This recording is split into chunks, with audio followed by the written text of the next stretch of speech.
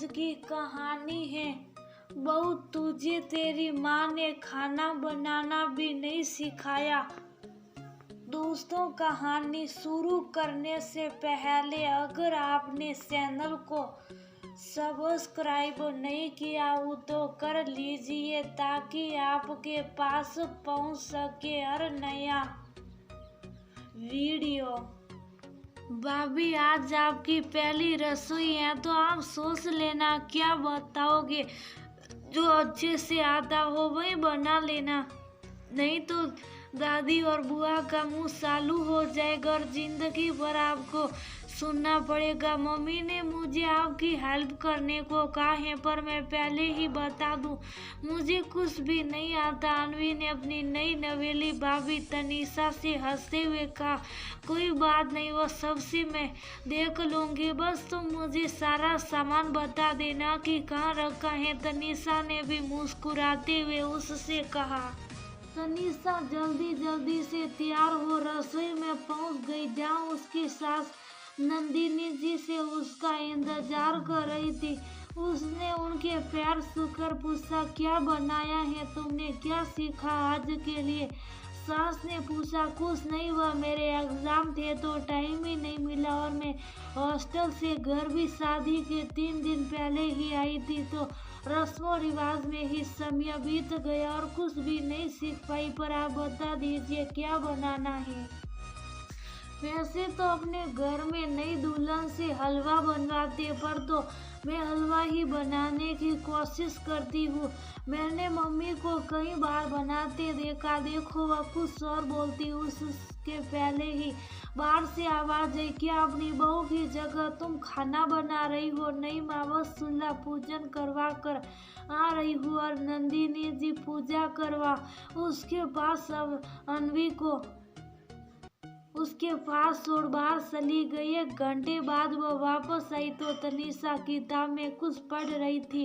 ये देखते ही उन्हें गुस्सा आ गया और वह बोली, तुम यह किताब पढ़ रही हो और बाहर सब तुम्हारे हाथ के खाने का इंतजार, कुछ बनाया भी है या नहीं। कुछ नहीं आता तो अनवी को भेजकर मुझे बुलवा लेती। अब मैं क्या जवाब दूंगी सड़कों कि मेरी बहू को कुछ नहीं आता, बस किताबें पढ़ती हैं वो। मम्मी जी, मैं तो तनीषा कुछ कहती हूँ उसके पहले ही नंदिनी जी फिर बोल पड़ी, अब हटो, मैं ही कुछ बनाती हूँ फटाफट।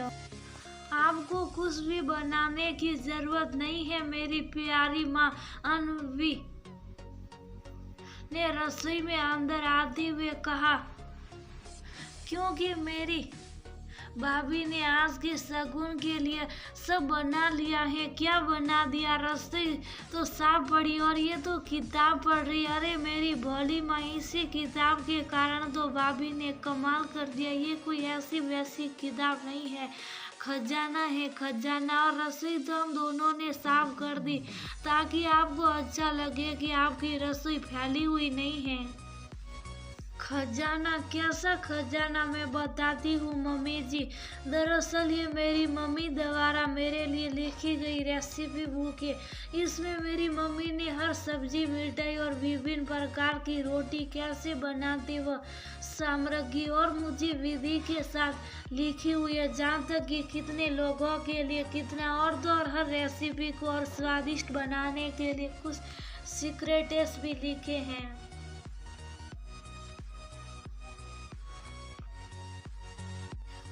और ये देखो,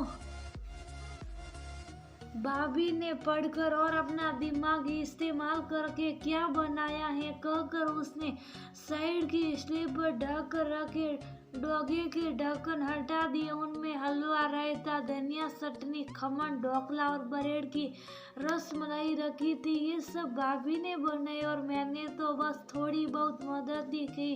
और मम्मी, सच में आप भी मेरे लिए ऐसी ही कॉफी बना देना, मेरे लिए भी इजी हो जाएगा और आप आगे ये टेंशन नहीं रहेगी कि खाना बनाना नहीं आता।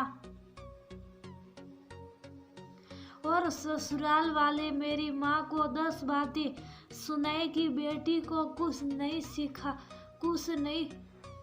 सिखाया।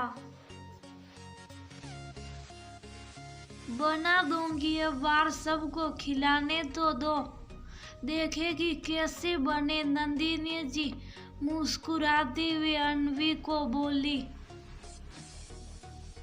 सबने तनीषा के हाथ का खाना खा बहुत तारीफ की और उसे जेवर और रुपये दे कर शगुन पूरा किया।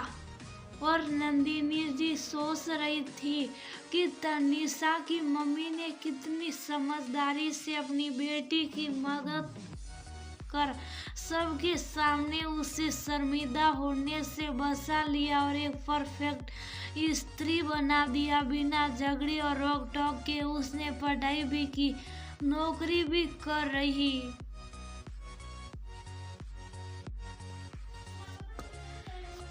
है और अपने परिवार का दिल भी जीत लिया।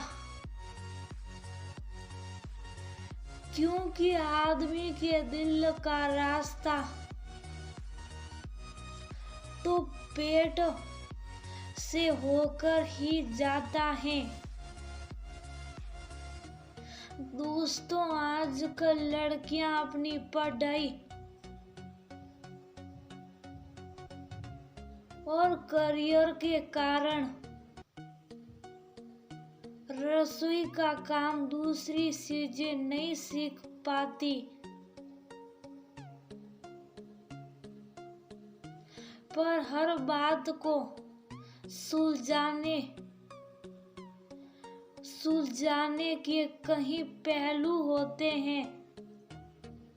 अगर थोड़ी समझदारी दिखाई जाए तो